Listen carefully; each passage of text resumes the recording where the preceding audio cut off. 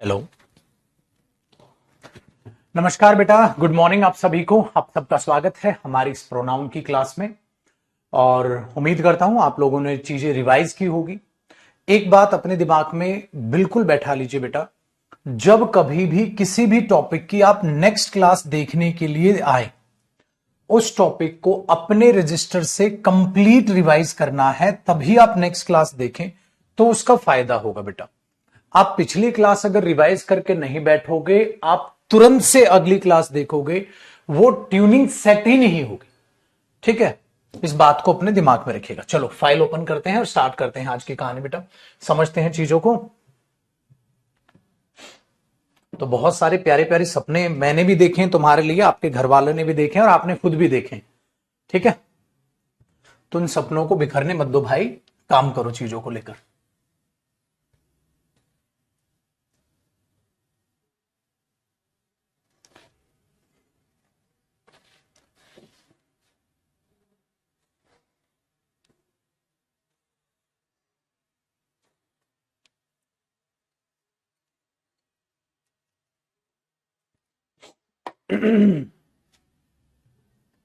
आइए मेरे दोस्त, ओपन करें फाइल।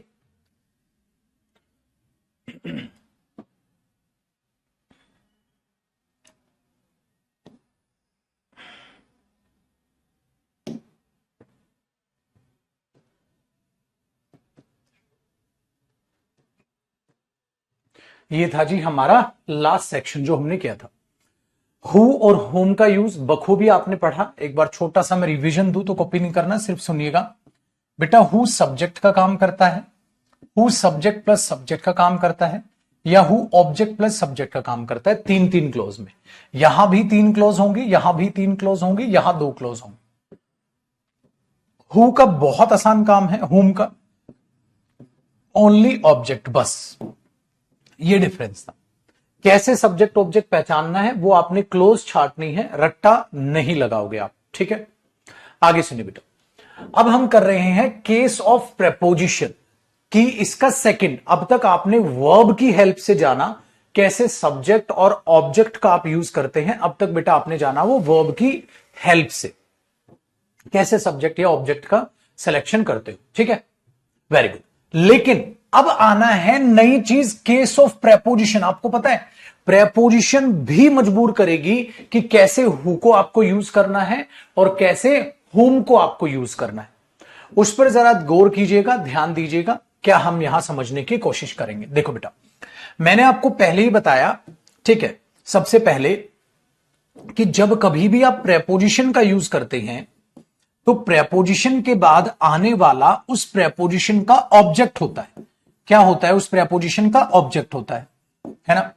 अच्छा, अगर ऑब्जेक्ट होता है, अगर प्रेपोजिशन का ऑब्जेक्ट होता है तो प्रेपोजिशन का ऑब्जेक्ट यानी कि ऑब्जेक्ट कौन बनेगा वहां पर? होम। तो याद रखिएगा, अगर होम को प्रेपोजिशन की रिक्वायरमेंट पड़े तो प्रेपोजिशन होम से पहले यूज की जाएगी। क्या कहा मैंने? अगर होम को प्रेपोजिशन की रिक्वायरमेंट पड़े, जरूरत हो, तो प्रेपोजिशन होम से पहले यूज की जाएगी। हिंदी में मैं लिखवा रहा हूं, जो बच्चा इंग्लिश में लिखना चाहे तो आप उसे इंग्लिश में लिखना। कैसे लिखोगे? If we need a preposition, if we need a preposition we use it before whom. ये इतना ही लिखा दो, ये तो सबको समझ आ जाएगी। इतनी अंग्रेजी तो यार लिख लो, लिखो। If we need a preposition, if we need a preposition, ठीक है, then preposition is used before whom। ठीक है, बिफोर whom से पहले। ठीक है, वेरी गुड। और इसी के नीचे स्टार लगाइएगा, and in case of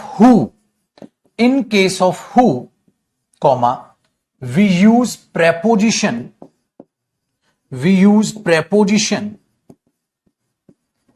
eight the end of the clause, इसी के नीचे हिंट लिखिएगा, अगर हु के केस में प्रेपोजिशन यूज हो तो वो preposition at the end of the clause आएगी। सपोज ये कोई क्लॉज है तो यहां पर एट द एंड। अब इस बात को मेरे दोस्त मैं आपको लिखकर समझाऊंगा एग्जाम्पल से, मैं क्या कहने की कोशिश कर रहा हूं। बात को बड़े ध्यान से सुनना, ठीक है, बड़े ध्यान से सुनना। अगर हमें प्रेपोजिशन की जरूरत हो तो आप प्रेपोजिशन होम से पहले यूज करेंगे, ठीक है, आप प्रेपोजिशन को होम से पहले यूज करेंगे। अगर हमें प्रेपोजिशन की जरूरत पड़े हु के केस में अगर यूज करना हो तो आप eight the end of the clause use करोगे, ठीक है, eight the end of the clause आप यूज करोगे। क्लियर हुई बात? तो आप एक बात को दो तरीके से यहां पर कह पाओगे।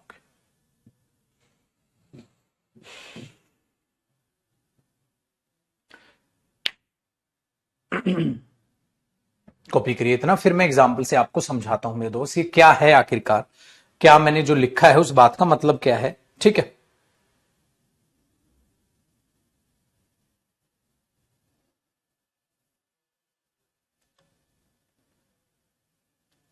ठीक है, अब सबसे पहले तो ये समझना है कैसे, जब आपको प्रेपोजिशन दिखाई देगी एग्जाम में तो आप उसको कैसे यूज करोगे, ठीक है, आप उसको कैसे यूज करोगे, ठीक है भाई। देखिए सबसे पहले लिखिएगा इसी के नीचे एक heading, how to check the requirement of a preposition. बेटा प्रेपोजिशन की रिक्वायरमेंट कैसे चेक करते हैं, सबसे पहले उसको समझते हैं। How to check the requirement of a preposition, preposition की रिक्वायरमेंट कैसे चेक करते हैं पहले उसको समझते हैं, ठीक है। कि सर अब तक तो कोई प्रेपोजिशन का आपने एग्जांपल नहीं लिखा, तो अब कैसे सडनली प्रेपोजिशन आ जाएगी, या कैसे उसकी रिक्वायरमेंट चेक करेंगे, उसको कैसे समझेंगे, उसको समझते हैं। देखो भाई उसके लिए मुझे आपको समझानी होगी बेटा डेरिवेशन। मतलब अब मैं आपको यह बताऊंगा ये जो हु है या ये जो हुम है ये पैदा कैसे हुआ, ठीक है, ये पैदा कैसे हुआ। जैसे मैंने आपको एक एग्जांपल लिखा बेटा, आई नो द बॉय, ठीक है, ध्यान से सुनेगा, and he is ready to help you. मैं उस लड़के को जानता हूं और वो आपकी मदद करने के लिए तैयार है। सपोज मैंने एक सेंटेंस ऐसे लिख दिया, आई नो द बॉय, मैं उस लड़के को जानता हूं, and he is ready to help you, और वो आपकी मदद करने के लिए तैयार है। अब आपने इसमें समझा सर ये जो एंड है ये क्या है बेटा, कंजंक्शन, और ये जो ही है ये किसके लिए आया है, लड़के के लिए, यानी कि ये ही क्या है, प्रोनाउन। अच्छा, और ये है वर्ब, और इस वर्ब का जो ही है वो क्या है बेटा, सब्जेक्ट। सेंटेंस तो ये लिखा हुआ आपने, सेंटेंस तो ये लिखा हुआ है आपने, और ये ही क्या है यहां पर, प्रोनाउन है, जो कि उसका क्या है बेटा, सब्जेक्ट है, और एंड क्या है, कंजंक्शन है वहां पर। अब मैंने क्या किया, इसका एक शॉर्टकट तैयार किया। उस शॉर्टकट में क्या किया मैंने कि भाई इस एंड कंजंक्शन को, हाँ, और इस ही प्रोनाउन को जो कि सब्जेक्ट का काम भी करने लग रहा है, हाँ, तो क्यों ना एक ऐसा प्रोनाउन में बना दूं, ऐसा एक प्रोनाउन में बना दूं जो इन सबकी जगह ले ले। मतलब मुझे एक ऐसा मसीहा चाहिए जो कंजंक्शन का काम भी कर ले, जो प्रोनाउन का काम भी कर ले, और जो सब्जेक्ट का काम भी कर ले बेटा। जो कंजंक्शन का काम भी करे, जो प्रोनाउन का काम भी करे, और जो सब्जेक्ट का काम भी करे, और जो किसके लिए आए, इंसान के लिए आए। क्या ऐसा कोई नजर में है तुम्हारे पास मसीहा? सर बिल्कुल है। हु या हुम? सर हु, सब्जेक्ट के केस में। तो अगर सपोज करो बेटा मैं ऐसे ही सेंटेंस को लिख दूं, आई नो द बॉय, मैं उस लड़के को जानता हूं, who is ready to help you, जो आपकी मदद के लिए तैयार है। सो आप जरा मुझे समझाने की कोशिश कीजिए, I know the boy who is ready to help you, मैं उस लड़के को जानता हूं जो तैयार है आपकी मदद के लिए। सो बेटा इस हु में क्या क्या क्वालिटीज हैं? सर एक तो ये इसका सब्जेक्ट है, वेरी गुड बेटा, ये अपने आप में क्या है, कंजंक्शन है, प्लस ये अपने आप में क्या है, प्रोनाउन है। तो मेरे बच्चे मैंने आपको ये डेरिवेशन बता दी, आखिरकार ये हु पैदा कैसे हुआ है। अब फिर उससे पता चलेगा प्रेपोजिशन की रिक्वायरमेंट है या नहीं। तो क्या ये सेंटेंस बिल्कुल सही? बिल्कुल सही है sir. I know the boy who is ready to help you, बिल्कुल सही है। अब एग्जाम में खामखा बेवकूफी एग्जामिनर करने लग जाए और बोले I know the boy from who is ready to help you. From who is ready to help you, sir ये तो कोई मीनिंग ही नहीं है। I know the boy to who is ready to help you, sir ये तो कोई meaning ही नहीं है, क्योंकि मैं डायरेक्ट लिख सकता हूं ना सर, मैं उस लड़के को जानता हूं जो आपकी मदद के लिए तैयार है, तो हु आ रहा है। तो यहां किसी भी प्रेपोजिशन की जरूरत है? सर यहां पर किसी भी प्रेपोजिशन की जरूरत नहीं है। अगर पेपर में लिखे बेटा to who is ready to help you, ठीक है, या पेपर में लिख दे from who is ready to help you, तो यहां पर किसी भी प्रेपोजिशन की कोई जरूरत नहीं है। तो बेटा यहां पर कुछ नहीं आएगा, आप चुपचाप लिखो चीजों को। सो पेपर में अगर ऐसा दे देगा तो वो एरर होगा। आप सिंपल लिखोगे I know the boy who is ready to help you. Very good. तो एक सेंटेंस ये है बेटा, उसी का छोटा रूप ये तैयार कर दिया, तो ये भी सही है, ये भी सही है, सही दोनों है मेरे बच्चे। आप उसे ऐसे लिख लो, आप उसको ऐसे लिख लो। तो इसका मतलब रिलेटिव प्रोनाउन तो शॉर्टकट तैयार करने के लिए बनाए गए हैं बेटा। रिलेटिव प्रोनाउन क्यों बनाए गए? शॉर्टकट तैयार हुआ है, तभी तो ये कंजंक्शन प्रोनाउन मिक्स काम करने लग रहे हैं। एक शॉर्टकट तैयार किया गया है। तो ये भी सही बेटा, ये भी सही।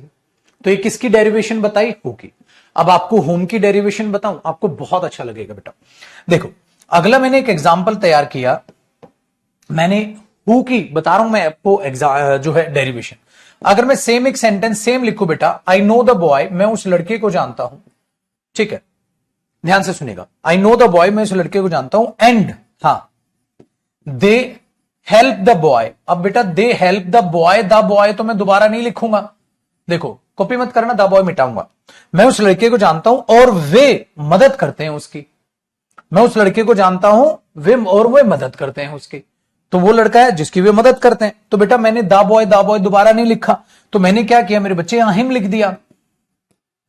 देखो आई know the boy and they help him, मैं उस लड़के को जानता हूं और वे उसकी मदद करते हैं। तो सेंटेंस तो ठीक हो गया।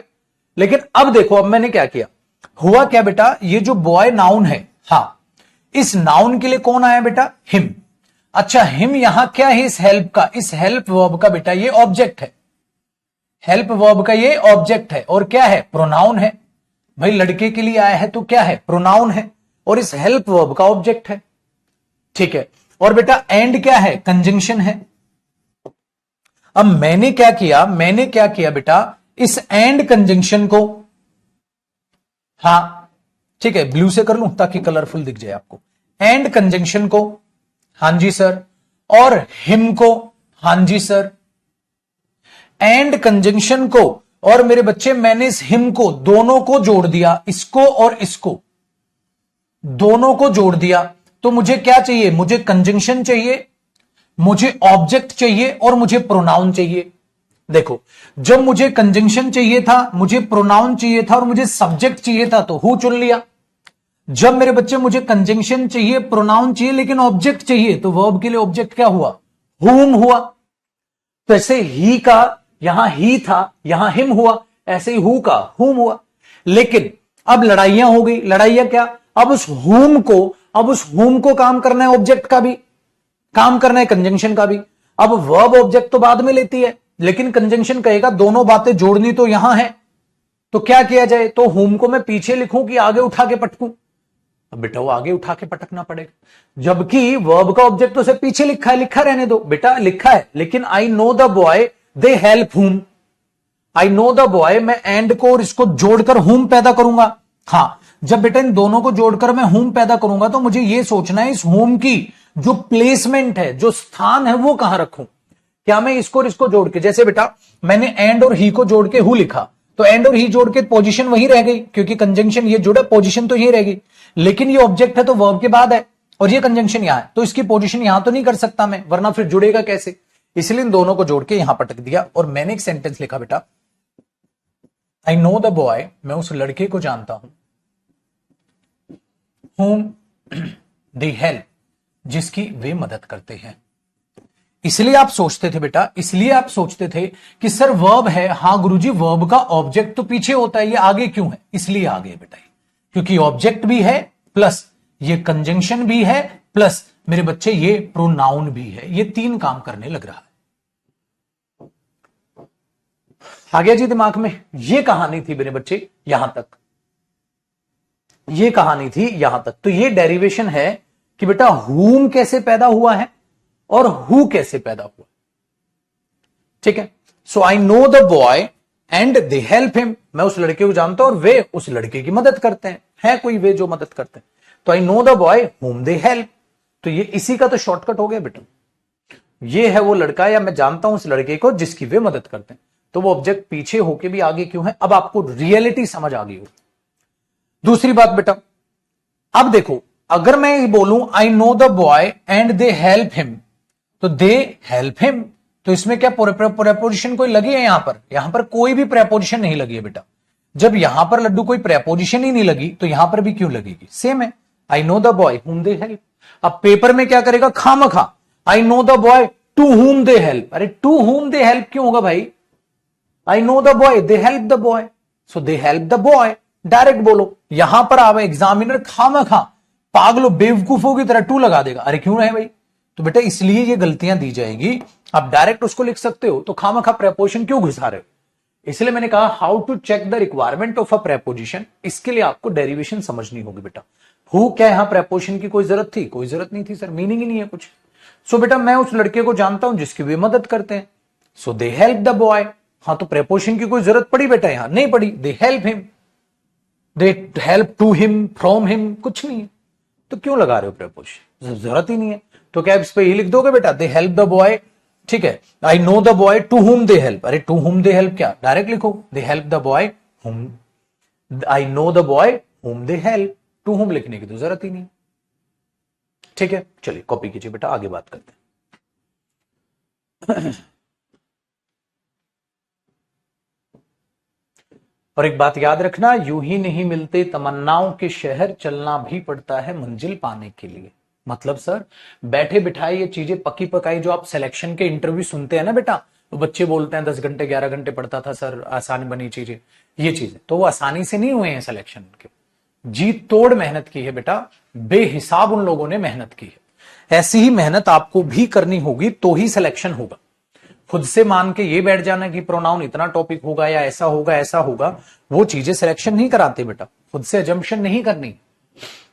आज असली दर्शन हो रहे ना आपको चीजों के, वरना मैं भी बाकी टीचर्स की जगह 10-15 मिनट में खत्म कर देता हूं और हूं। पता चला पेपर में फेल। बेटा एक लड़का है तो बॉय और ज्यादा है तो बॉयज, उसमें क्या है? दोनों सही। कॉम्प्रिहेंशन पार्ट वाला बेटा वो वीडियो देखो, स्टार्टिंग वीडियो। कोई टाइम पास नहीं करूंगा बेटा मैं, ऐसा क्वेश्चन बता के जो ऑलरेडी जवाब दे चुका हूं। अमित बेटा, अरुण है ना ये, अलग से जाके वीडियो देखो। कोई भी बच्चा लेट आया दोबारा नहीं समझाया जाएगा, माफ कीजिएगा मेरे बच्चे, बाकी बच्चे टाइम पे थे, माफ कीजिएगा मुझे। अगर आप लेट हो गए हैं तो खत्म ये कॉन्सेप्ट, स्टार्टिंग से देखो क्लास मेरे बच्चे, वरना बाकी बच्चे भाई नाराज हो जाएंगे, सर रिपीट क्यों कर रहे हो, हम तो पहले से ही आए। तो स्मार्ट बिल्कुल बिल्कुल भी स्मार्ट ना बने बेटा। समझ नहीं आया एक बार दोबारा बताओ, स्मार्ट बिल्कुल नहीं बेटा, बिल्कुल स्मार्ट नहीं बनना बेटा।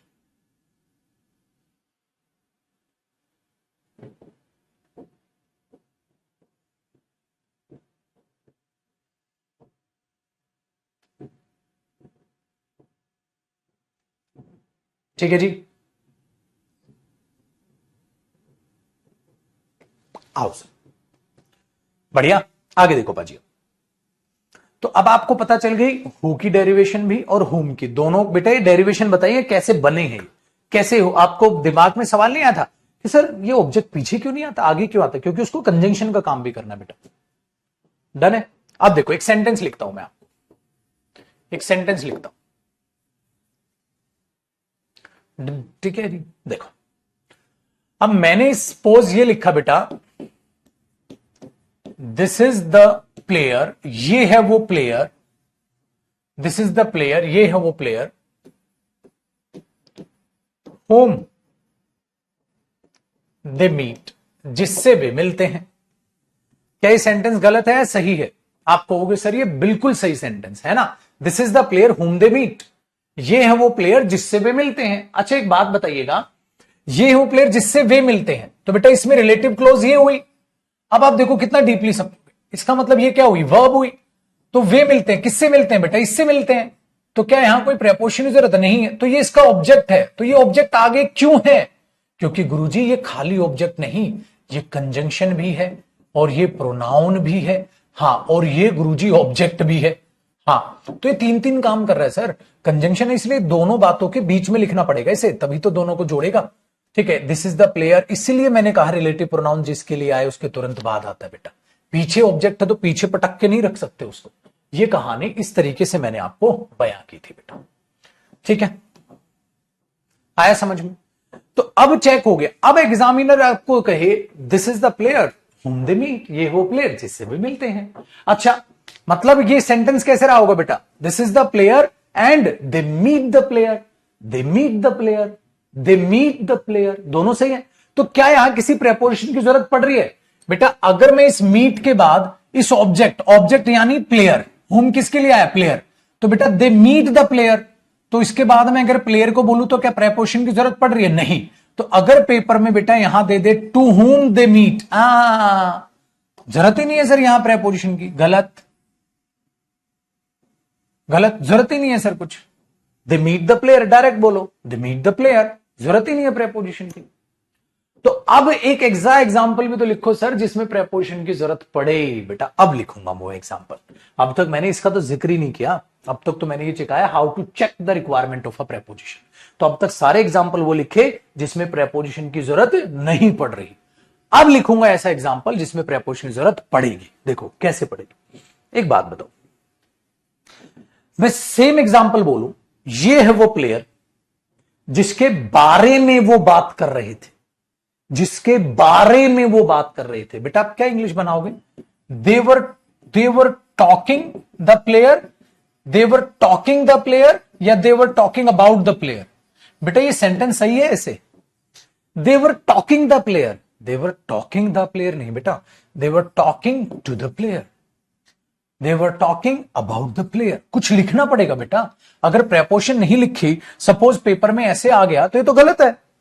They were talking the player, they were talking about the player. अरे तेरे ही बारे में बात कर रहे थे। तो अब जरा बात को ध्यान से सुनिएगा। अब एग्जाम्पल मैंने आपके सामने ये बनाया बेटा, दिस इज द प्लेयर, ये है वो player, this is the player, ये है वो प्लेयर। अब देखिएगा क्या है कहानी, ये है वो player, this is the player, ये है वो player, and they were talking about, they were talking about the player, और वे उस प्लेयर के बारे में बात कर रहे थे। And they were talking about the player, तो आपने क्या लिखा है यहां पर, they were, very good, talking about the player. So this is the player and they were talking about the player, और वे प्लेयर के बारे में बात कर रहे थे। प्लेयर प्लेयर दोबारा रिपीट तो नहीं करूंगा, प्लेयर के लिए मैंने प्रोनाउन क्या यूज कर लिया, him. So this is the player and they were talking about him, ये वो प्लेयर और वे इसके बारे में बात कर रहे थे। बिल्कुल ठीक। अब मैंने क्या किया भाई, एंड कंजंक्शन को, और इस प्लेयर के लिए क्या आया है बेटा, हिम। ये हिम क्या है सर, ये ऑब्जेक्ट भी है और ये प्रोनाउन भी है। और बेटा ये ऑब्जेक्ट किसका है, इस प्रेपोजिशन का है। ये इस ऑब्जेक्ट किसका है, इस बार वर्ब का ऑब्जेक्ट है या प्रेपोजिशन का, प्रेपोजिशन का। और मैंने आपको बताया था प्रेपोजिशन का भी ऑब्जेक्ट होता है। अब पता है कहानी में क्या हुआ बेटा, जब आप यहां देख रहे थे, इस सेंटेंस पे वापसी आओ, आपने क्या किया था, हिम को उठाया, आपने एंड को उठाया, जोड़ा और हुम पैदा कर दिया। ठीक है, लेकिन अब आप फंस गए। आप कैसे फंस गए, आपने बोला भाई चल तेरे को शॉर्टकट में लिखना है, उसने बोला लिख लो।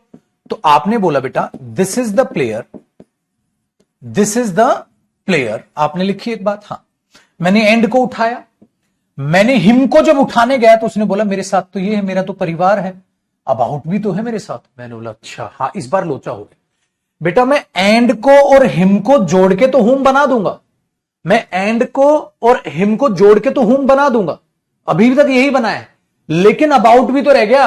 अब अबाउट बोलेगा भाई मैं भी तो हूं इसके साथ, मैं भी तो इसके साथ हूं। मैंने बोला अच्छा यार बात तो सही है, ये भी तो इसके साथ है। तो एक काम कर भाई, क्या, आजा। कहता कहां आजा, आजा, उठ उठ उठ, खड़ा खड़ा खड़ा खड़ा। हाँ आजा बेटा।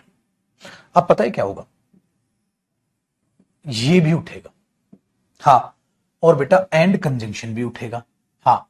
अब ये दोनों उठेंगे, और दोनों उठेंगे ना, और जब ये उठ के यहां जुड़ेगा इसमें, तो क्या पैदा होगा, अबाउट हुम, क्योंकि अबाउट का अबाउट रहा और एंड प्लस हिम जुड़ के बन गया हुम, इसलिए सेंटेंस बना this is the player about whom they were talking. ये है वो प्लेयर जिसके बारे में वो बात कर रहे थे। सेंटेंस ये बना बेटा। अच्छा, अब जरा बात को समझो, अगर पेपर में आ जाए दिस इज द प्लेयर हुम दे वर टॉकिंग, है दिस इज द प्लेयर हुम दे वर टॉकिंग, अरे ये कोई सेंटेंस बना?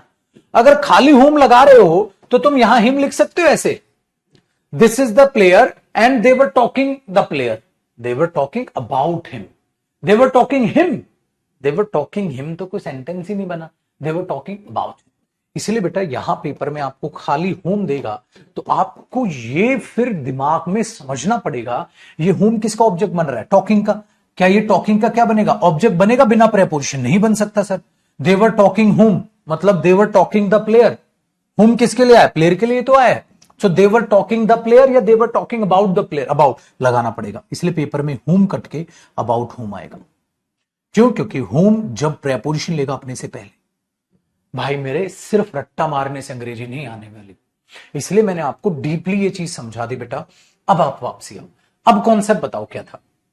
कॉन्सेप्ट था बेटा कि प्रेपोजिशन भी आपको परेशान कर सकती है। अब तक आप हु और हुम की लड़ाई लड़ रहे थे, बहुत आसान थी बेटा, अब प्रेपोजिशन की भी लड़ाई आपको लड़नी पड़ेगी। तो पेपर में अगर प्रेपोजिशन देखे, अगर हमें प्रेपोजिशन की जरूरत पड़े, प्रेपोजिशन हुम से पहले आएगी। लेकिन सर प्रेपोजिशन आएगी ही क्यों, बिना प्रेपोजिशन काम नहीं चल सकता क्या? बेटा चलता है, बिना प्रेपोजिशन भी काम चलता है और प्रेपोजिशन के साथ भी काम चलता है। कब प्रेपोजिशन आएगी, कब नहीं आएगी, उसको कैसे पहचाने? उसको एक बहुत आसान है तरीका पहचानने का बेटा, उस वर्ब के बाद अपने उस ऑब्जेक्ट को बोल के देखो। क्या उस वर्ब के बाद उस ऑब्जेक्ट को बोल पा रहे हो? नहीं। किसकी मदद पड़ रही है? प्रेपोजिशन की। तो लिख प्रेपोजिशन, भाई मेरे ये है। इसलिए अब ये सेंटेंस पता है क्या बनेगा, ये है वो प्लेयर जिसके बारे में वे बात कर रहे थे। सेंटेंस देख ठीक लग, सेंटेंस वो ठीक लग, ये वो प्लेयर जिससे बात कर रहे थे, टू हूं। ठीक है, डन है।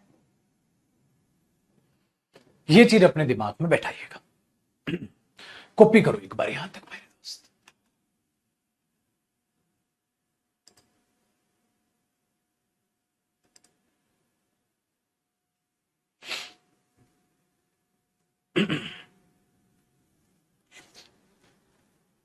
इसका मतलब बेटा ये टॉकिंग का ऑब्जेक्ट क्या है यहां? कुछ भी नहीं, टॉकिंग का कोई ऑब्जेक्ट नहीं बेटा, यहां प्रेपोजिशन का ऑब्जेक्ट, टॉकिंग का नहीं। हाँ बेटा, हु और होम प्रेपोजिशन मतलब प्लूरल सिंगुलर किसी के लिए भी यूज करो, कोई फर्क नहीं पड़ता। यहां टॉकिंग का कोई ऑब्जेक्ट ही नहीं है बेटा। अगर मैं कहूं he is talking to him, he is talking to her, तो टॉकिंग का थोड़ा ना कोई ऑब्जेक्ट है, टू का ऑब्जेक्ट है, टॉकिंग का कुछ नहीं। टॉकिंग का कोई ऑब्जेक्ट होता ही नहीं, इंसान लिख के देखो, लिख ही नहीं सकते आप।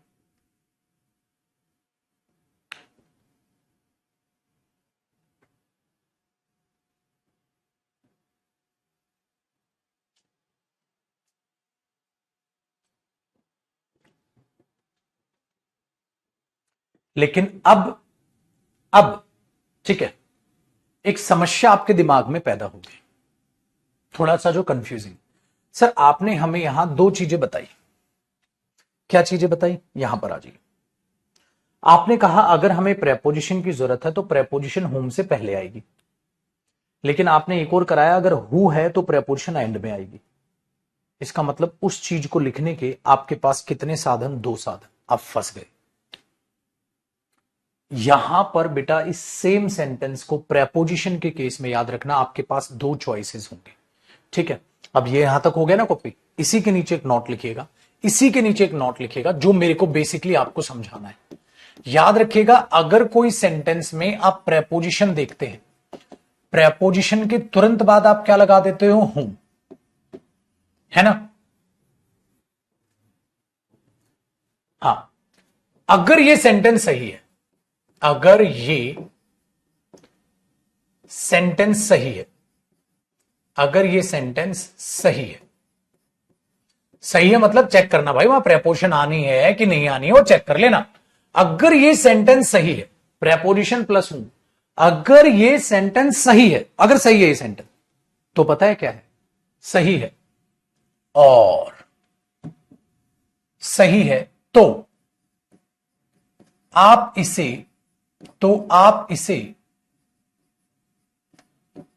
हु से भी बना सकते हैं, हु से भी बना सकते हैं। जैसे देखो भाई, जैसे फॉर्मेट पता है क्या होगा बेटा, मैंने अभी भी बताया, जैसे जब हु से बनाओगे तो हु को हाईलाइट रखने के लिए बेटा प्रेपोजिशन को पीछे ही रहने देना। हु के केस में प्रेपोजिशन को लास्ट में ही रहने देना, ताकि हु पर ज्यादा फोकस रहे, हु पर ज्यादा फोकस रहे। बेटा इस बात को अब लिख के समझाता हूं, ठीक है, इस बात को एक बार लिख के समझाता हूं। हु के केस में आप प्रेपोजिशन एट द एंड लिखते हो, प्रेपोजिशन एट द एंड लिखते हो ताकि हु पर ज्यादा फोकस रहे। मतलब उस सेंटेंस को आप दो तरीके से लिख सकते हो, केस ऑफ प्रेपोजिशन, अदरवाइज नहीं। कैसे सर? देखो अभी अभी आपने एक सेंटेंस लिखा, बिल्कुल उस सेंटेंस को दोबारा लिखना है आपने।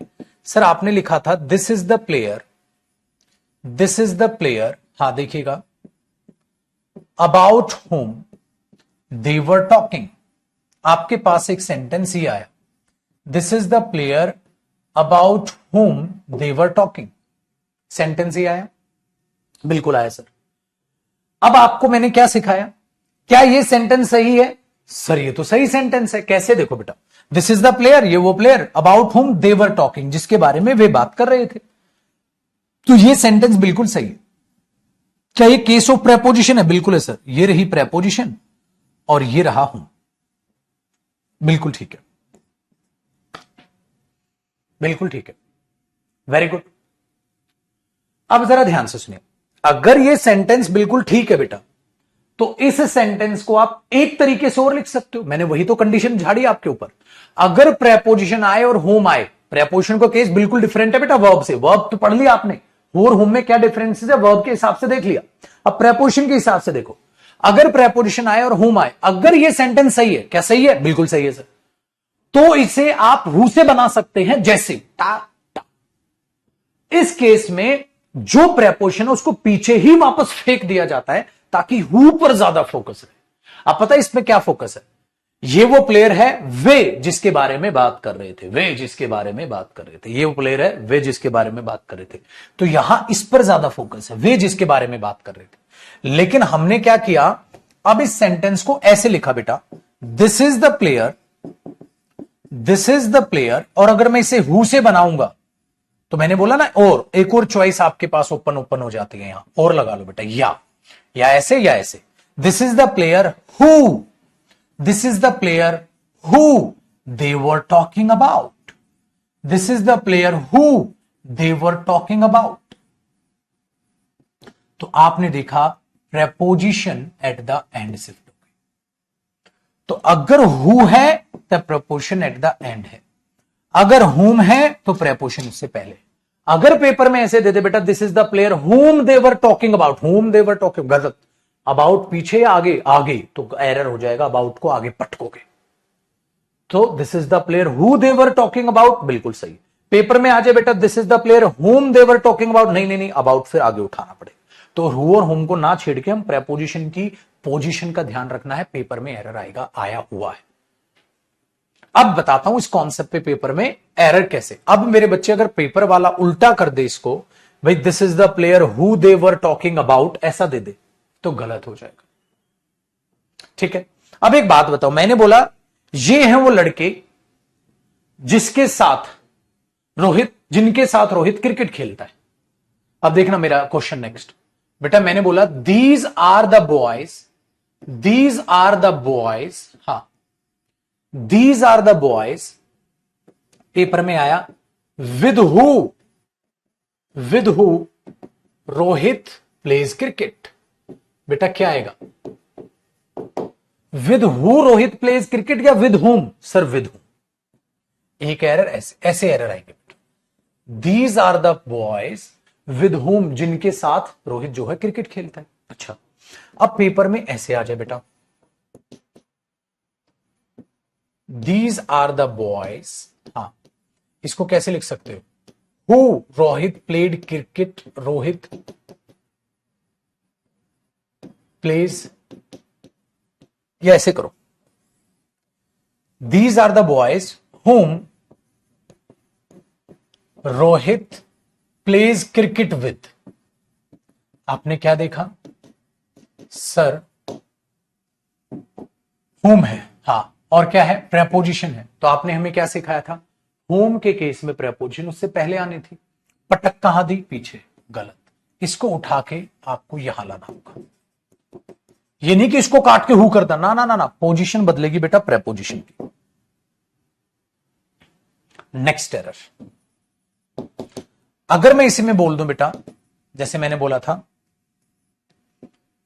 आई know the boy, I know the boy, हाँ देखना मैंने क्या किया, अबाउट हु की बजाय मैंने ये दे दिया, ठीक है। अब यहां मैंने दे दिया सपोज अबाउट और यहां हु दे दिया, तो अबाउट हु या अबाउट हुम, अच्छा ये तो करा ही दिया, बस बेटा सेम हो जाएगा।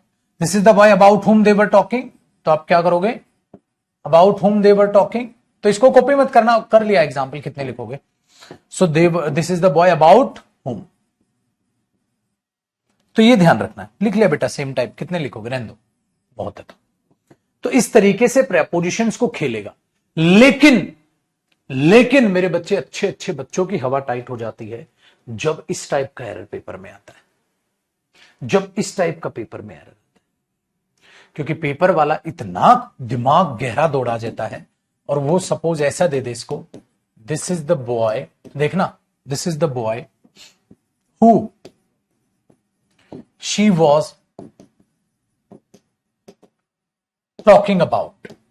अब सच्ची सच्ची बताओ बेटा, दिल पे हाथ रखे, अगर पुत्र जी मैं आपको ये चीजें ना पढ़ाता तो आपको ये इतना अजीब लग रहा होगा सेंटेंस, आप इसको तुरंत गलत कर देते, तुरंत क्या रट के गलत कर देते, अरे यार एक बात बता, दिस इज द बॉय, हाँ, शी वॉज टॉकिंग, हाँ, सब्जेक्ट हो गया, हाँ, वर्ब हो गई, हाँ, तो ये तो ऑब्जेक्ट है, हाँ, तो हूं मारा, अरे नहीं भाई, भाई मेरे, नहीं नहीं नहीं नहीं नहीं, गलत गलत, क्योंकि जयदीप सर ने हमें केस ऑफ प्रेपोजिशन पढ़ा रखा है। केस ऑफ प्रेपोजिशन के केस में हमें ये नहीं देखना कि क्या हो रहा है, हमें ये देखना है यहां हूं माना था, लेकिन बेटा ये प्रेपोजिशन का केस है, उस केस में आप इसको होम से भी बना सकते हो, उस केस में आप इसे हु से भी बना सकते हो। ये बात अगर आपको नहीं मैं बताता तो जो कल हमने सीखा था कि वर्ब के हिसाब से सब्जेक्ट ऑब्जेक्ट छाट के आप लगाते थे चीजें, तो उसमें फर्क पड़ जाता बेटा। आप तो यहां हुम कर देते तुरंत, लेकिन आपको पता चला अगर इसको हमें होम से बनाना है तो आप बोलोगे this is the boy about whom she was talking, या this is the boy who she was talking about. So इसका मतलब आपने ठीक कहा गुरुजी। मेरे भाई ध्यान से देखो बेटा, अगर मैं यहां पर इसकी हेडिंग डाल रहा हूं केस ऑफ प्रेपोजिशन, तो केस 1 है जिसमें आप वर्ब के हिसाब से सब्जेक्ट ऑब्जेक्ट छाटकर हु और होम में डिफरेंसेस कर रहे थे। फिर दूसरा केस मैंने कराया केस ऑफ प्रेपोजिशन, फूंक फूंक के कदम रखना है। अगर प्रेपोजिशन का केस एग्जाम में दिखेगा तो आपको पता है उसको आप दो तरीके से लिख सकते हो। कैसे लिख सकते हैं, या तो प्रेपोजिशन हु लिख के, या हु यहां प्रेपोजिशन एंड में लिख के। उस केस में वो सब्जेक्ट और वर्ब के धोखे में पड़ के बेवकूफी बिल्कुल मत कर देना। समझ में आई बात, कॉपी कीजिए। डन है। इसका मतलब इस सेंटेंस में हु प्रेपोजिशन का ऑब्जेक्ट है, मतलब इस सेंटेंस में हु प्रेपोजिशन का ऑब्जेक्ट है बेटा। समझ में आई बात। इसका मतलब अगर कोई भी किताब आप पढ़ते हो, कोई टीचर जब पढ़ा रहा होता है बेटा, वो स्टूडेंट्स का नाश कैसे कर रहे होते हैं, वो बेवकूफ स्टूडेंट्स को यह कह देते हैं कि हुम ऑब्जेक्ट बनता है, और हु सब्जेक्ट बनता है। अरे बेवकूफ है क्या? सिर्फ इतना बोल देते हैं बच्चे को, ये अधूरा ज्ञान है, ये मेरे बच्चे फेल कराएगा आपको। आपने क्या देखा? अगर मैं आपसे पूछूं, मुझे बताओ बेटा हु क्या होता है और हुम क्या होता है, आप बोलोगे भाई रुक, बहुत बड़ा टॉपिक है ये, हु और हुम में क्या डिफरेंसेस हैं। भाई मेरे, हुम सिर्फ ओनली ऑब्जेक्ट होता है, ओनली ऑब्जेक्ट। किसका ऑब्जेक्ट? वर्ब का ऑब्जेक्ट। और किसका ऑब्जेक्ट? प्रेपोजिशन का ऑब्जेक्ट। हु सब्जेक्ट होता है, सब्जेक्ट प्लस सब्जेक्ट होता है, ऑब्जेक्ट प्लस सब्जेक्ट होता है, और प्रेपोजिशन का ऑब्जेक्ट होता है। और जब ये प्रेपोजिशन का ऑब्जेक्ट ये भी होता है, हाँ अरे गुरुजी प्रेपोजिशन का तो ये भी ऑब्जेक्ट होता है, प्रेपोजिशन का ऑब्जेक्ट तो ये भी होता है, हाँ और ये भी होता है। लेकिन जब ये प्रेपोजिशन का ऑब्जेक्ट बनता है तो अपने से जो है पहले हुम प्रेपोजिशन लेगा, लेकिन जब ये ऑब्जेक्ट बनेगा तो हु बोलेगा मेरे पर ज्यादा फोकस आना है, प्रेपोजिशन को पीछे फेंको।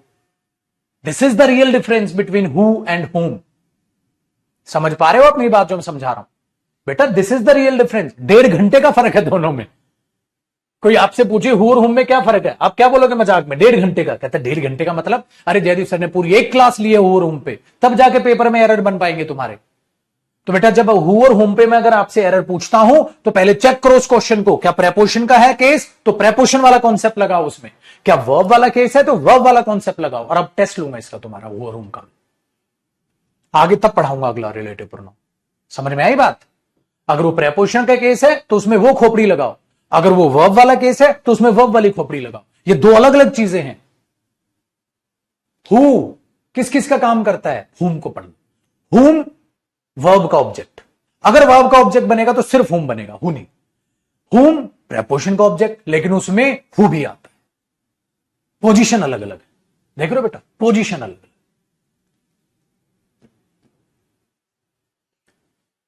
ठीक है बेटा, वरना बाकी आप इतना ही तो पढ़ते हो, हु सब्जेक्ट हुम ऑब्जेक्ट, तालियां पीटो खत्म। वो प्री लेवल तक ठीक है बेटा, मेंस में आपके मार्क्स नहीं आएंगे। मेंस में ये क्वेश्चन आएंगे बेटा, प्री लेवल तक वो बच्चे वाले क्वेश्चन आ जाएंगे बेटा। प्री लेवल पे वो क्वेश्चन, मेंस लेवल पे वो नहीं है। ठीक है जी।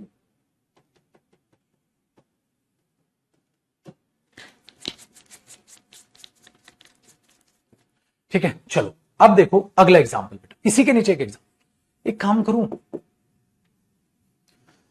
वर्ब और प्रेपोजिशन को मिक्स कर दूं? मतलब सर वर्ब और प्रेपोजिशन को आप मिक्स कर सकते हो? बिल्कुल कर सकता हूं, करूं? ध्यान दीजिएगा बेटा, मैंने एक सेंटेंस लिखा, देखो this is the player, this is the player, ध्यान से सुनना भाई, this is the player about home, देखना, they were talking। क्या सेंटेंस गलत है सही है? क्या सेंटेंस गलत है सही है? आपने बोला सर चेक करने दो सर। सर सही है गुरुजी। क्यों सही है बेटा? देखो, दिस इज द प्लेयर, ये वो प्लेयर है, about whom they were talking, जिसके बारे में वो बात कर रहे थे। तो बेटा ये क्या है? ऑब्जेक्ट है, देख रहे हो ना? टॉकिंग का तो नहीं बन पाया, प्रेपोजिशन का बन पाया, ये सेंटेंस सही। तो गुरुजी आपने हमें समझाया अगर प्रेपोजिशन के केस में सही है तो आप उसको एक और तरीके से लिख सकते हो। मतलब मैं इसको ऐसे भी लिख सकता हूं बेटा, मैं जानबूझ के लिखवा रहा हूं ये सेंटेंस, और दोबारा ही आपने लिखना है क्योंकि इसमें मैं एक बम फोड़ूंगा। दिस इज द प्लेयर, कैसे लिख सकते हो बेटा इसे आप? This is the player who they were talking about. मुझे बताओ बेटा कौन सा सेंटेंस सही है? कोई एक या दोनों? बेटा दोनों के दोनों सेंटेंस सही है, दोनों के दोनों सेंटेंस सही है, दोनों सही है बेटा, ये भी सही है वो भी सही है। लेकिन मेरा आपसे ये सवाल है, अब तक तो आपने इतना ही पढ़ा है, इतना ही पढ़ा है, मेरा आपसे एक सवाल देखिए, मैंने एक सेंटेंस लिखा, दिस इज द प्लेयर, हाँ this is the player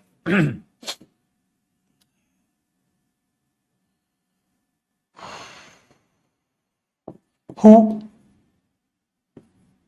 I love very much. बताओ क्या सेंटेंस सही है? क्या ये सेंटेंस सही है बेटा? ये तो दोनों सही थे, केस ऑफ प्रेपोजिशन। आपने पहले इसमें चेक किया, ये दिस इज द प्लेयर, ये वो प्लेयर है, आई लव वेरी मच, मैं प्यार करता हूं जिससे बहुत, तो I love the player, I love the player, I love the player very much. हाँ तो सर लव द प्लेयर, तो ये तो क्या है? वर्ब, और ये वर्ब का क्या है? ऑब्जेक्ट।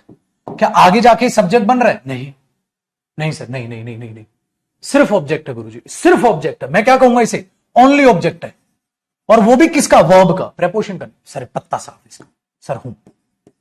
गुरुजी आपने ये पहले पढ़ाया है। वेरी गुड, अब ध्यान देना बेटा, मैंने इसे बोला this is the player, this is the player. अब देखना मैंने क्या बोला, whom I love very much। ये ठीक कह रहा है ना तू? हाँ सर ठीक है ये तो, हाँ सर ठीक है, हाँ सर ठीक है ये, this is the player whom I love very much, ठीक है ना? हाँ अब ध्यान से सुनना, this is the player whom I love very much, हाँ कैन हेल्प यू, गई भैंस पानी में। गुरुजी आपने फिर तीन यार आपने फिर मजे ले लिए। क्या देखो बेटा, दिस इज द प्लेयर, ये वो प्लेयर है, whom I love very much, ठीक है, कैन हेल्प यू। ओ सर गुरुजी रुको, एक क्लॉज, हाँ सर दो क्लॉज, हाँ सर तीन क्लॉज। ओ गुरुजी ये तो अब इसका सब्जेक्ट बनेगा। हाँ सॉरी माफ कीजिएगा गुरुजी, हो आएगा, ठीक है। आगे देखो बेटा, अब मैंने यही चाल यहां पर पेल दी, मैंने बिल्कुल सेम सेंटेंस लिखा, this is the player about whom they were talking. सही था ना? बिल्कुल सही था, बिल्कुल सही था बेटा। This is the player, this is the player, हाँ about whom they were talking. ये सेंटेंस से दोबारा कॉपी करने सारे एग्जाम्पल में, कुछ यहां पर बम फोड़ूंगा अभी देखो। और ये भी सही था, this is the player, this is the player, हाँ about, this is the player who they were talking about. अरे गुरुजी पागल हो गए हो क्या, सेम लिख दिए दोबारा? अरे कुछ करने वाला हूं, रुक मेरे भाई। बेटा ये दोनों सही है, बेटा ये दोनों सही है, ये भी सही है और ये भी सही है, दोनों सही हैं, दोनों सही हैं। So this is the player about whom they were talking, this is the player who they were talking about, दोनों सही हैं, हाँ दोनों सही हैं, प्रेपोजिशन का केस। और ये वर्ब का तो वर्ब के हिसाब से चला। मैंने पता है क्या किया, ध्यान से सुनेगा, this is the player about whom they were talking runs fast, ऐसे के तैसे सब कुछ पलट गया। मैंने एक चीज जोड़ दी इसमें, रन्स फास्ट, इसमें भी जोड़ दी रन्स फास्ट। अब देखो बेटा मैंने क्या कर दिया गड़बड़। ये वो प्लेयर है जिसके बारे में वो बात कर रहे थे, तेज दौड़ता है। ये वो प्लेयर है जिसके बारे में वो बात कर रहे थे, तेज दौड़ता है। सर आपने पता है क्या किया, आपने इस केस ऑफ प्रेपोजिशन को इस तीन क्लोज के केस में फंसा दिया। गुरुजी अब ये सही नहीं हो पाएगा। मैं बोला क्यों, क्या दोनों सही है? हाँ सर दोनों सही है, क्योंकि प्रेपोजिशन के केस में तो हम दोनों लिख सकते हैं। मैंने बोला लिख तो सकते हैं हाँ, लेकिन मैंने आगे एक वर्ब जोड़ दी। बेटा मुझे एक बात बता, एक बात ये दिस इज द प्लेयर, एक बात about whom they were talking, दूसरी बात, हाँ तो ये छोटू पिद्दी, ये छोटू पिद्दी इस वर्ब का सब्जेक्ट कैसे बनेगा? ये छोटू पिद्दी इस वर्ब का सब्जेक्ट कैसे बनेगा बे? नहीं सर ये सही है, हु है प्रेपोजिशन एंड में और इसका दिन दहाड़े ये सब्जेक्ट बनेगा। इसका मतलब मेरे बच्चे ये हु यहां इस प्रेपोजिशन का तो ऑब्जेक्ट है और उस वर्ब का ये सब्जेक्ट है, ये मैंने साबित कर दिया। ये लो जी पेपर में ये गलत। स्वागत है आपका ये असली वाली इंग्लिश में, तोते वाली नहीं। फाइनली बेटा हु और हुम खत्म हुआ। दुनिया का जो एरर तुम्हें बनाना चाहे तुम कैट लेवल तक बना लो, CGL main, CDS, CPO, NDA, air force, DSSB, अगर हु और हुम से क्वेश्चन आया भाई मेरे, आपका 100% वो सही होगा। इसका मतलब ये हुआ अगर इस तरीके से हमने कंप्लीट इंग्लिश को समझ लिया तो आपका लेवल एक सिलेक्शन वाले बच्चे का लेवल तैयार हो जाएगा। अब समझ आया लाइब्रेरी में सारे बच्चे जयदीप सर से क्यों पढ़ते हैं? इसलिए पढ़ते हैं। स्टार्टिंग से पढ़ोगे, हर क्लास को रिवाइज करके आओगे तो समझ आएगा, वरना एक चंदन बच्चा है वो बेचारा परेशान हो गया जब से क्लास चली। सर समझ नहीं आ रहा सर के ऊपर से जा रहा है सर, समझ नहीं आ रहा सर के ऊपर से जा रहा है सर, समझ नहीं आ रहा। क्यों? क्योंकि अपना लेवल नहीं उठाना। सबको साला बैठे बिठाए यहां पर चाहिए कंटेंट। और जब ठीक है, जब बात आए साला अपनी औकात दिखाने की, उसमें ऐसी की तैसी। जब बात आए क्लास को शुरू से देखने की, ऐसी की तैसी। जब बात आए रिवीजन करने की, ऐसी की तैसी। औकात चाहिए भाई साहब। इनकम टैक्स इंस्पेक्टर बनना है, एसबीआई में जाना है, कस्टम में जाना है, वो कात बनानी पड़ती है। देना इन्होंने सीडीएस का पेपर है, लेफ्टिनेंट बनेंगे और यूं खड़े हैं। अबे झंडू, ये लेफ्टिनेंट बनेगा तू? हर क्लास को बेटा रिवाइज करके आना, चिंगारी होनी चाहिए, जुनून होनी चाहिए पढ़ने का। चलो मैं साइड में रह के भाषण दे रहा हूं, आप कॉपी करते रहिएगा साइड साइड से। समझ में आई बात? चलो नोट करने बेटा, चारों एग्जांपल मैंने सारा, देखो एक तरीके से ये कहो आपका टेस्ट है, ये एक तरीके से ये कहो आपका टेस्ट हो गया। देख रहे हो, सारा रिवाइज करा दिया मैंने हो और हूं इनसे। तो बेटा चंदन अपनी औकात बना, औकात बढ़ा। अरे जुनून होना चाहिए कोई चीज सीखने का। लपड़गंजुओं के पास नहीं पढ़ने आया तू, गली का कोई छोटा मोटा टीचर नहीं पढ़ा रहा। 13 साल से झक मार रहा हूं मैं, 13 साल से पढ़ाया बच्चों को, ऑफलाइन में भी है वो, तब जाके ज्ञान दे रहा हूं तुम्हें। इसको बटोर ले बेटा, मेंस तक का पेपर निकलवाना है मुझे। जो अपने ऑफलाइन बैच में मैं जैसा पढ़ाता हूं बेटा, एग्जैक्ट आपको ऑनलाइन में सेम पढ़ाऊंगा। ऐसा नहीं करूंगा उनको ज्यादा पढ़ा दिया आपको कम, मैं बिल्कुल सेम रखता हूं, मैं बिल्कुल सेम रखता हूं। समझ में आई? और अब सोचो, जो ये ऐसे रटवाते हैं बच्चों को, S1 V1 S2 V2 सारे मैच हो जाए तो होम, फिर S1 V1 S2 V2 और एक S3 मैच ना हो, हाँ तो वहां होम। ये ऐसे, मेरे को क्या पता नहीं है कैसे टीचर रूल रटवाते हैं। उनका तो 15 मिनट में हो और होम खत्म हो गया। बताओ,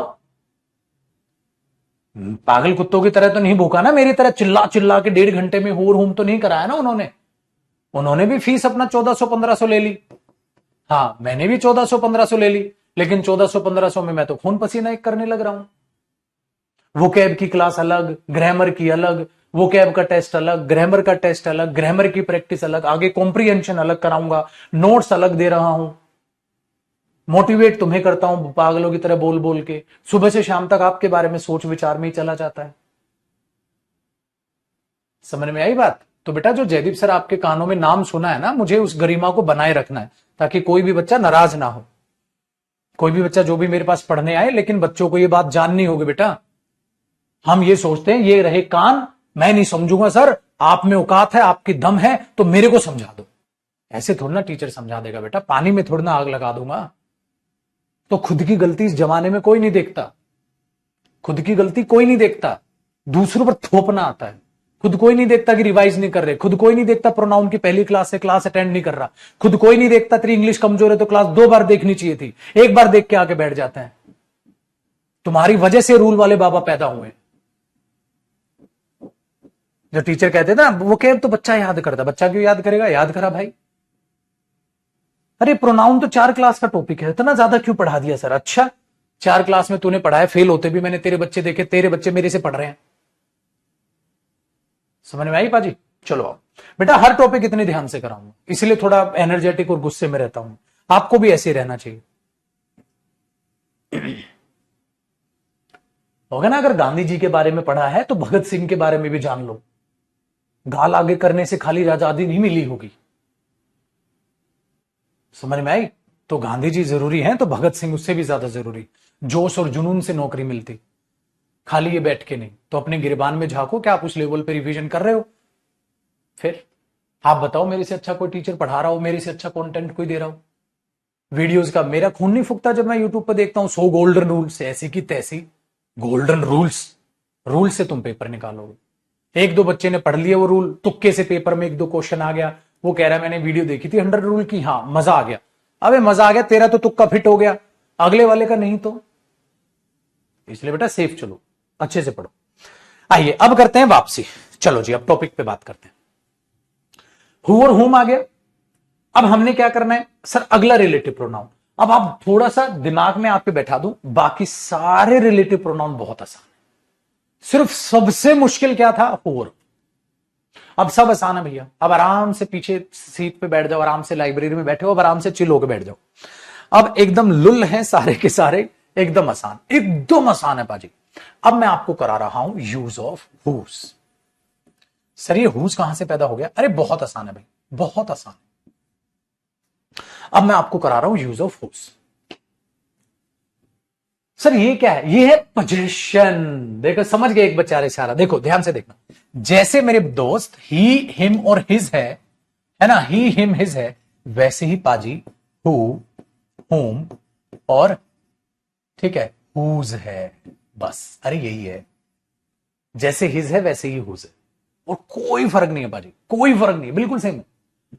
पोजेशन दिखाएगा, इसका मतलब ये क्या दिखाएगा? पोजेशन दिखाएगा।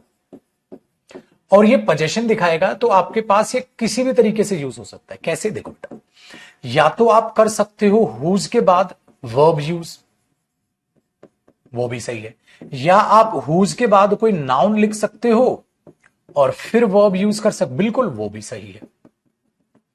बस पोजेशन दिखानी होगी तो ये आएगा, अधिकार दिखा। पोजेशन का मतलब जानते हैं ना भैया सब, अधिकार। अब बताओ बेटा एक बात बताओ एक और मेरा आपसे बात पूछने का मन कर रहा है, नाउन प्रोनाउन का लिंक दिख नहीं रहा सर। अरे कहां है अब आप जब सच्ची बताओ पाजी, पहली क्लास जब आप जो बच्चे प्रोनाउन से जुड़े वो क्या कह रहे थे? सर नाउन कब होगा? अरे नाउन सबसे बाद में कर लेंगे, तुम्हारा नाउन सबसे बाद में हो जाएगा। क्या नाउन प्रोनाउन का कोई भी लिंक दिखाई दिया? है ही नहीं। ये बचपन से हमारा ब्रेन वॉश किया गया है बेटा, कि नाउन पढ़ोगे तो ही प्रोनाउन समझ आएगा, वो चीजें हैं। इसलिए मैं कहता हूं कि नाउन प्रोनाउन का जीरो रत्ती भर भी कोई लिंक नहीं है, तो आप क्यों बना रहे हो? समझ में आई बात? एक सेकंड, आपकी कमेंट रुक गई बेटा, एक सेकंड रुकना पाजी। क्या इसका उससे कोई लिंक जुड़ा? नहीं जुड़ा ना ये चीज। अच्छा इसमें भी यही आपको वो अभी आपने न्यूज सुनी होगी, सौरभ जो कि 25 साल के थे, उस बंदे ने 9th फ्लोर से कूद कर जान दे दी। कारण क्या बताया जा रहा है? कारण बताया जा रहा है कि जिस कंपनी में वो काम कर रहे थे उसमें उनका एक साल का 30 से 35 लाख का पैकेज था, लेकिन काम इतना ज्यादा था कि वो वर्क प्रेशर को हैंडल नहीं कर पाए, जिसकी वजह से उन्होंने हार मान ली और जान दे दी। लेकिन हर व्यक्ति आज ये कह रहा है भाई जान देने की जरूरत क्या थी, जॉब चेंज कर देते। आप जब पढ़े लिखे हैं, आपने आईआईटी आईआईएम आपने पढ़ाई लिखा इतनी जबरदस्त लेवल पे आपका एकेडमिक्स रहा है, तो बाकी क्या जॉब्स आपको नहीं मिलती? मिल जाती। क्या बाकी ऑप्शंस नहीं थे, लेकिन वो ऑप्शंस उस बंदे को दिखाई नहीं दिए। एक डरा और एक घबराया हुआ इंसान कभी भी अपॉर्चुनिटीज नहीं देख पाता, उसको सिर्फ जीवन में अंधेरा दिखाई देता है, क्योंकि वो खुद से बातें नहीं करता। डेली शाम को खुद से बातें किया करो, सेल्फ टॉक किया करो, आप जीवन में क्या कर रहे हो और बेहतर हो जाएगा और अच्छा हो जाएगा। ये नहीं तो मैं लाइफ में कुछ और भी बेहतर कर लूंगा। एक मेहनती इंसान लाइफ में बहुत कुछ अच्छा और बेहतर कर सकता है। 35 लाख का पैकेज नहीं, दूसरे कंपनी में 25 लाख का पैकेज हो जाता, पैकेज घटता तो काम भी घट जाता, लेकिन ऐसा नहीं है। ये सोशल मीडिया ने हमारा इस गंदे लेवल पे ब्रेन वॉश कर दिया है कि जो व्यक्ति जितना ज्यादा कमा सकता है उतना ज्यादा ही कमाए, पागलों की तरह। आप 30 लाख कमा रहे हो, आप 35 भी कमा सकते हैं, 35 कमा रहे हो आप 40 भी कमा सकते हैं, 40 कमा रहे हो आप 45 भी कमा सकते हैं। किसी ने ये सिखाया ही नहीं। अगर आप 35 कमाते हुए बहुत ज्यादा परेशान हो गए तो आप 30 भी कमा सकते हैं।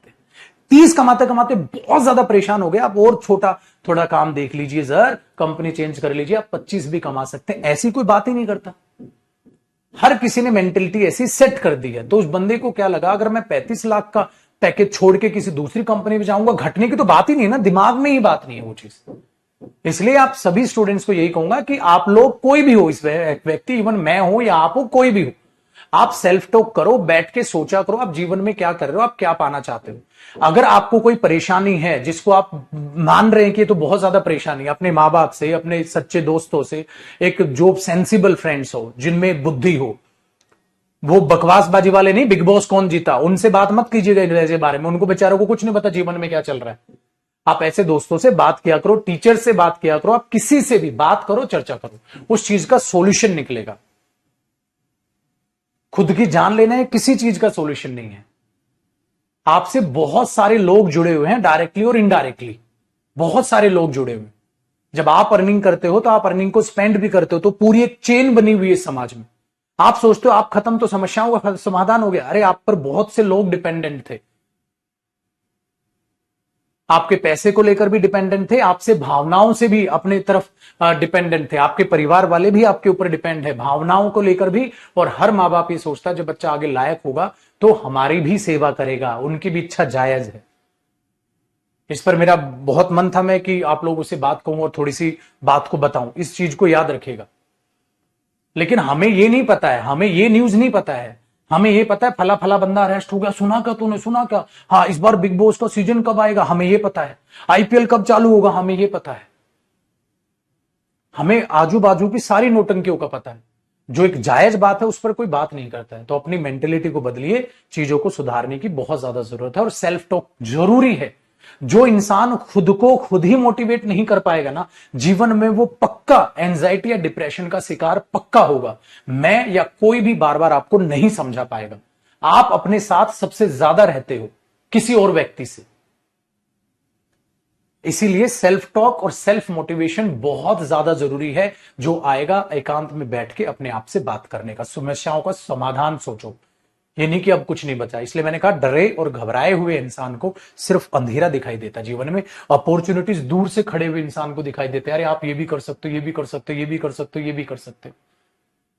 और ये कोई पहला केस नहीं है, बहुत सारे ऐसे बिजनेसमैन हुए हैं जिनकी 200, 300, 400, 500 करोड़ की कंपनी थी। अब वो 500 करोड़ की कंपनी में लॉस हो गया, वो कंपनी सिर्फ मात्र 50 करोड़ की रह गई। उस बंदे ने सुसाइड कर ली। दूर खड़ा इंसान कहता है कि 50 करोड़ की तो थी ना कंपनी, अरे बेवकूफ 350 करोड़ गया, वो छोड़ 50 करोड़ है तेरे पास यार, और तू बिजनेसमैन था, तेरे में दिमाग है, दूसरा कुछ छोटा बिजनेस चालू कर, फिर शुरुआत कर। लेकिन वो दूसरे इंसान को नजर आ रहा है जिस पर 350 करोड़ का लॉस हुआ है, उसको सिर्फ एक चीज दिख रही है, हाय राम मेरा 350 करोड़ गया, अब मैं नहीं जी सकता। उसको कोई दूसरा ही तो समझाएगा 50 करोड़ बचा है, 350 करोड़ गया तो नहीं वो। बट बहुत टफ होती है चीजें, इसलिए जो खुद से बातें करता है वो बंदा ही सांस भर के छोड़ेगा और बोलेगा 50 करोड़ है, फिर से शुरुआत करते हैं। ठीक है, चलिए ध्यान से सुनिएगा इस बात को। अब बात करते हैं, ये बहुत ज्यादा जरूरी थी आप स्टूडेंट से बात करने के लिए, और माँ बाप से बात किया करो भाई, दोस्तों से बात किया, गुबार निकालो, दिल का जो घुटन है ना वो निकालो बाहर। गुस्सा आना भी बहुत जरूरी, और चिड़चिड़ाहट निकाला करो बाहर, अंदर मत घुटो भाई। अब टॉपिक पे वापस आते हैं। मैंने बोला बेटा हुज ये अधिकार को दिखाएगा। मुझे एक बात बताओ, मुझे एक सेंटेंस बनाना है, ये है वो लड़का जिसके पिताजी डॉक्टर हैं, आप क्या बनाओगे? ये है वो लड़का, हाँ अब आ गई कमेंट्स, ये है वो लड़का जिसके पिताजी डॉक्टर हैं, आपको ये इंग्लिश बनानी है। तो आप क्या बोलोगे भाई? दिस इज द बॉय, ये है वो लड़का, दिस इज द बॉय, आप ये बोलोगे ना, दिस इज द बॉय, ये है वो लड़का, and his father is a doctor, आप यही तो बनाओगे। लेकिन and his father is a doctor, and और हिज को जोड़ दो, तो आप ये नहीं कह दोगे this is the boy whose father is a doctor, this is the boy whose father is a doctor. अब बताओ दोनों बातों को जोड़ने का काम किसने किया? हुज। आप अलग अलग अलग लिखते तो आप ऐसे लिखते, इसे लिखना मत, मैं ऐसे रफ समझा रहा हूं। दिस इज द बॉय, हाँ, and his father is a doctor, this is the boy and his father is a doctor, ऐसे लिखते बच्चे। Very good. अब आप एंड को और हिज को जोड़ोगे तो आप क्या लिख दोगे? Whose father.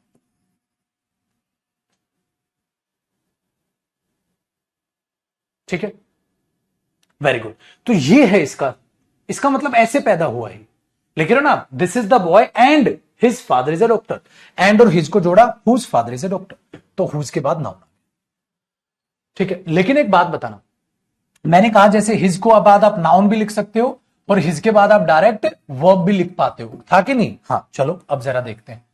अगर मैं बोलूं सेम सेंटेंस, ये है वो लड़का, दिस इज द बॉय, ठीक है, या ऐसे लिख दो दिस इज द प्लेयर, ये है वो प्लेयर, हाँ, जिसकी नई गाड़ी है, तो आप इसको ऐसे लिखते this is the player and his is a new car, this is the player and his is a new car. His is a new car लिख सकते हो ना, क्या पजेसिव प्रोनाउन लिख सकते हो, ऐसे सिखाया आपको। अब एंड और हिज को जोड़ोगे तो क्या पैदा होगा? Whose. So this is the player whose is a new car, तो आप इसे ऐसे भी लिख सकते हो, this is the player whose is a new car, ये वो प्लेयर जिसकी नई गाड़ी है, क्योंकि यहां एंड और हिज को जोड़ने की जरूरत है, कंजंक्शन और प्रोनाउन को जोड़ने की जरूरत है, हुज पैदा हो गया। So this is the player whose is a new car, तो हुज किसको दिखा रहा है? उस प्लेयर की नई गाड़ी को। This is the player, this is the boy whose father is a doctor, so whose के बाद डायरेक्ट नाउन भी आ सकता है, फिर वर्ब, या हुज के बाद वर्ब भी आ सकती है। आप इस तरीके से हुज रिलेटिव प्रोनाउन को देखते हैं। सर ये तो बेहद आसान है। मैंने कहा सिर्फ मुश्किल हु और हुम था, इसमें कुछ भी नहीं बेटा। जब आपने इसको ऐसे लिखा, आपने बोला सर ये तो बेहद ही आसान हो गया। अब पेपर में एरर देखो बेटा कैसे आएगा। पेपर में कहेगा this is the boy who father is a doctor. Who father या whose father? Whose father, who father. करो कॉपी, ठीक है।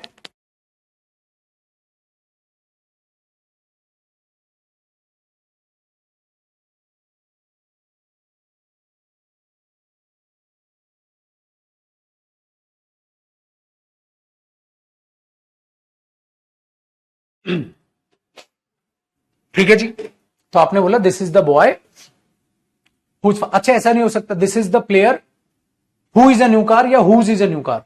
देखो बेटा फिल इन द ब्लैंक्स में भी तो ये आ सकता है दिस इज द प्लेयर, जिस इज द प्लेयर, ये वो प्लेयर है जो एक नई गाड़ी है। जो एक नई गाड़ी नहीं है, जिसकी एक नई गाड़ी है। तो यहां हु, हुम, हुज ऐसे देगा पेपर में। भाई फिल इन द ब्लैंक्स में भी तो दे सकता है, वरना इसकी अंग्रेजी हो जाएगी ये वो प्लेयर है जो नई गाड़ी है। ये वो प्लेयर है जिसकी नई गाड़ी, जिसकी। तो जब पोजेशन दिखाएंगे तो आप ये, तो जैसे हिज यूज होता है। अगर हिज यूज करोगे तो एंड भी लगाना पड़ेगा ना बेटा। This is the boy and his father is a doctor. This is the player and his is a new car. ये वो प्लेयर और इसकी नई गाड़ी।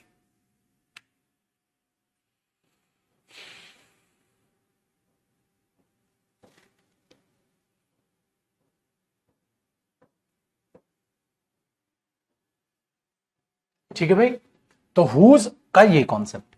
लेकिन मेरे दोस्त इसमें भी थोड़ी सी आपको मैं अब नोट करके एक चीज समझाऊंगा, बात को जरा समझिए।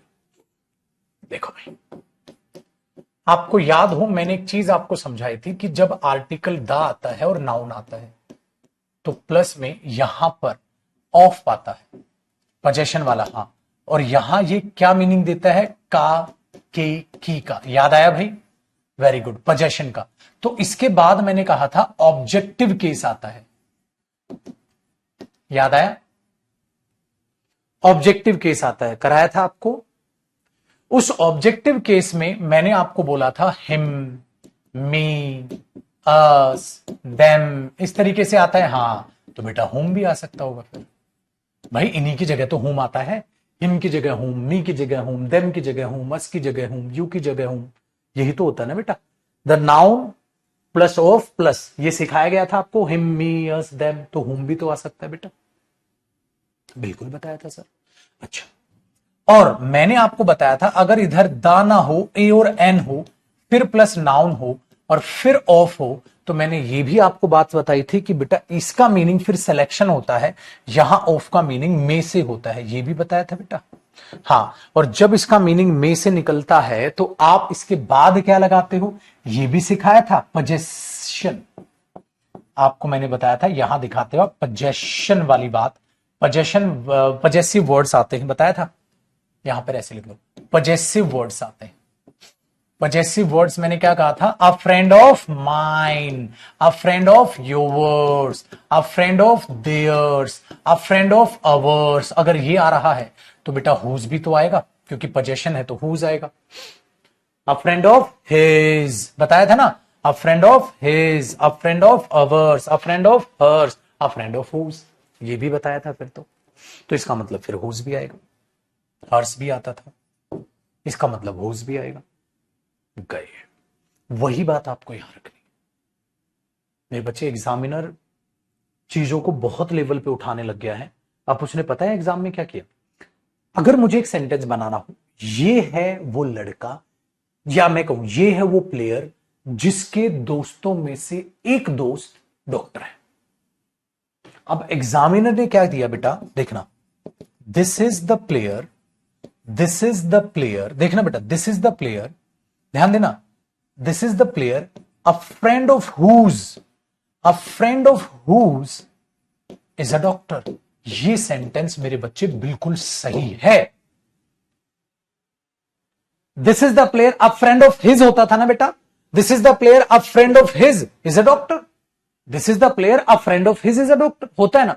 तो sir a friend of his लिख दो ना, आपने तो पता है अ फ्रेंड ऑफ हिज होता है, अ फ्रेंड ऑफ माइन होता है। लेकिन मेरे बच्चे अ फ्रेंड ऑफ हिज लिखूंगा तो मुझे कंजंक्शन भी चाहिए होगा। This is the player and a friend of his is a doctor, मतलब मुझे एंड को भी गायब करना है, तो फिर उस एंड को गायब करने के लिए हुज लगेगा। तो क्या आएगा यहां पेपर में, this is the player a friend of whose is a doctor, this is the player a friend of whose is a doctor. This is correct. अब ये बना मेरे दोस्त, वो ये दिस इज द प्लेयर, ये वो प्लेयर है a friend of whose is a doctor, जिसके दोस्तों में से एक दोस्त डॉक्टर है। भाई मेरे करेक्ट है। अच्छा, मुझे अगर ये सेंटेंस बोलना हो, ये वो प्लेयर है जिसका दोस्त डॉक्टर है, तो आप इस सेंटेंस को ऐसे लिख लिया ना बेटा, आप इसे ऐसे लिख सकते हैं। हाँ,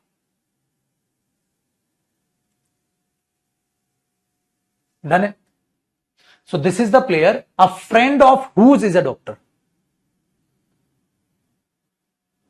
अच्छा, इसको आप एक और तरीके से लिख सकते हो, पता है कैसे सर? देखो, this is the player one of whose friends is a doctor, one of whose friends, one of my friends a friend of mine. ठीक था ना, दो लिखते थे ना, वन ऑफ माई फ्रेंड्स और a friend of mine, one of my friends a friend of mine, इसको भी लिख सकते हो बेटा। This is the player one of whose friends. ठीक है, चलो अब लेकिन दा का एग्जांपल देखो।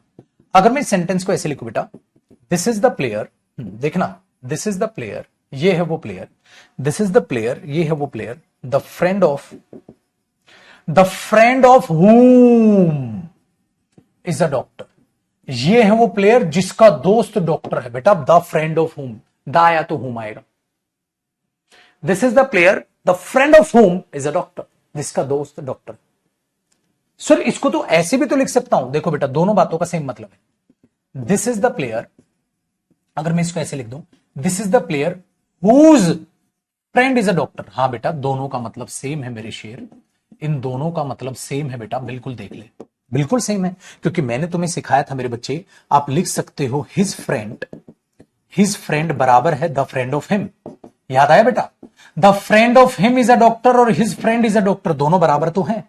देखो बेटा, हिज फ्रेंड बराबर है the friend of him, the friend of him लिखा सिखाया तो था, my friend the friend of me, your friend the friend of you, our friend the friend of us, सिखाया था ना, his friend the friend of him, सिखाया था आपको ये चीज। अच्छा, इसलिए मैंने कहा हिज की जगह क्या आता है, हुज, तो हुज फ्रेंड बराबर है द फ्रेंड ऑफ हुम, बेटा हिम की जगह हुम, हिज की जगह हुज, तागिरदा, his friend the friend of him, whose friend the friend of whom. So this is the player whose friend is a doctor, this is the player the friend of whom is a doctor. अब मुझे क्या पता paper में क्या आएगा बेटा, as ये आ गया ये भी नो एरर, ये आ गया ये भी नो एरर, रूपा जी ये आ गया ये भी नो एरर। इसका मीनिंग क्या हुआ, this is the player one of whose friends is a doctor, या a friend of whose is a doctor, इसको भी तो वन ऑफ से भी लिख सकते हो ना बेटा। This is the player one of whose friends is a doctor, और this is the player a friend of whose, a friend of whose को अभी आप कैसे लिख सकते हो बेटा, वन ऑफ हुज फ्रेंड्स।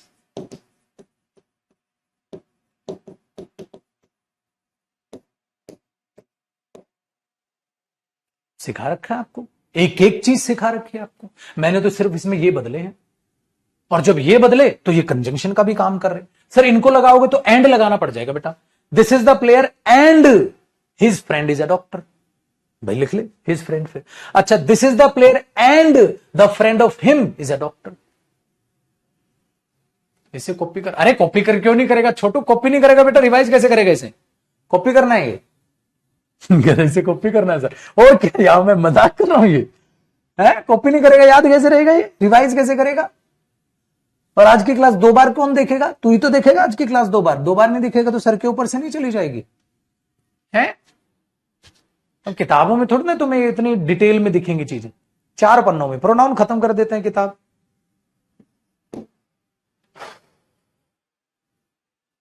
क्योंकि ए एन सिलेक्शन दिखाएगा, तो ए एन के बाद ये और दा हो तो ये, कॉपी करो सारे सीरियल, ये सबसे लास्ट में लिखवाया बेटा मैंने, ये लास्ट में कॉपी ऐसे ही करना, पहले आप ये कॉपी करोगे फिर आप ये कॉपी करोगे। तो हु, हुम, हुज खत्म हो, हुज में भी गड़बड़ है।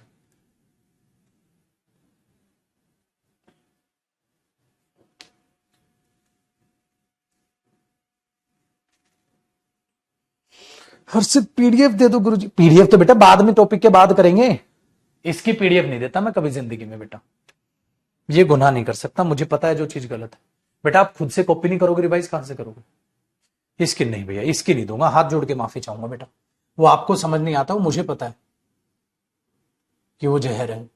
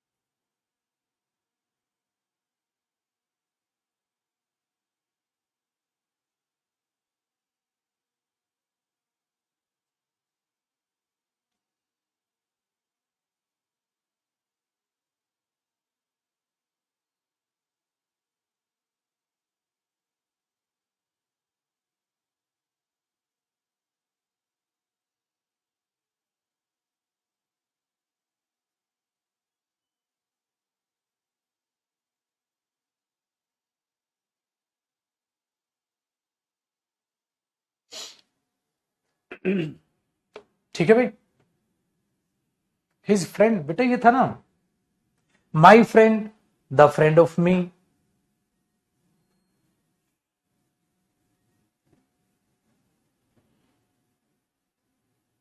हो गया जी, हो गया कॉपी।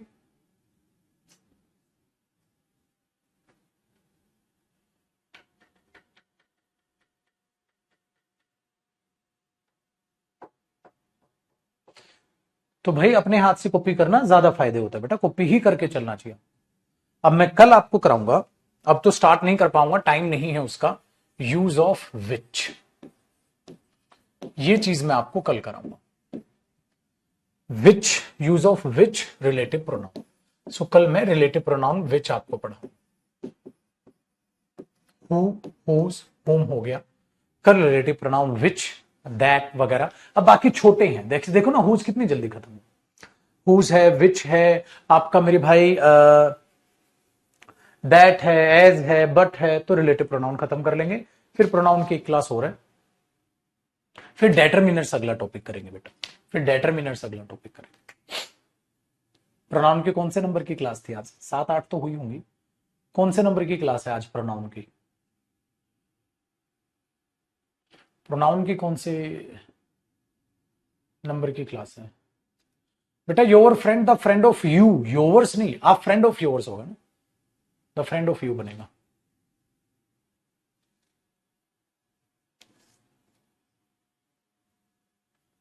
हाँ, ग्रामर में सबसे बड़ा टॉपिक बेटा प्रोनाउन है, और टेंस है, कई टॉपिक हैं जो बड़े बड़े, मेनली 8वीं क्लास थी।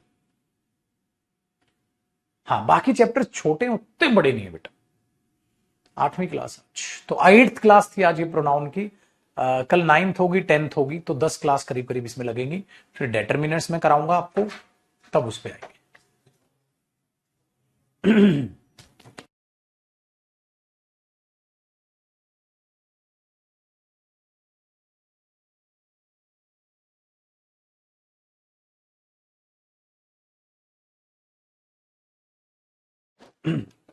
चलिए चलिए, तो मैं आपकी फाइल करता हूं सेव, जाइए छुटकू, छुट्टी होगी मेरे दोस्त। लेकिन प्लीज आपसे एक हाथ जोड़ के रिक्वेस्ट है मेरे भाई, आप रिवाइज करके आइएगा। आज की क्लास थोड़ी लेंदी थी, तो जो जो स्टूडेंट्स हैं, ठीक है, जिनकी इंग्लिश थोड़ी सी तंग है, थोड़ी कमजोर है, थोड़ा इंटरेस्ट कम है, आप ज्यादा मेहनत किया करो यार।